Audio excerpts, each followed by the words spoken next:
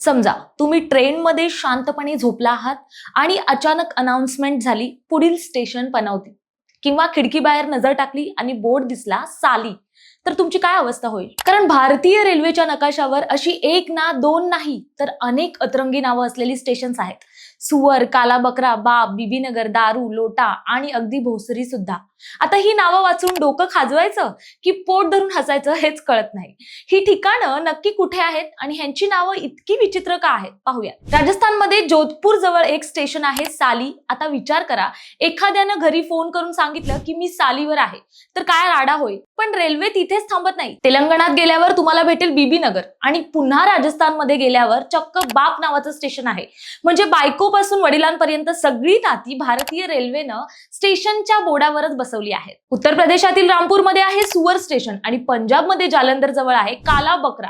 हे नाव ऐकून कुणालाही वाटेल की हे स्टेशन आहे की प्राणी संग्रहालय. पण या सर्वात भारी आहे उत्तर प्रदेशातल्या चित्रकूट मधलं पनवती स्टेशन. आपल्या आयुष्यात काही लोक पनवती असतात, पण इथे तर अख्खं स्टेशनच पनवती आहे. इथल्या बोर्डासोबत फोटो काढण्यासाठी पर्यटकांची मोठी रांग असते, कारण प्रत्येकाला कोणाला ना कोणाला तरी हा फोटो पाठवायचा असतो. आता तळीरामांसाठी एक आनंदाची बातमी आहे.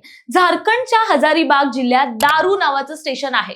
फक्त नावालाच बरं का, तिथे प्यायला काही मिळत नाही. आपल्या महाराष्ट्रातही पुणेजवळ भोसरी नावाचं स्टेशन आहे.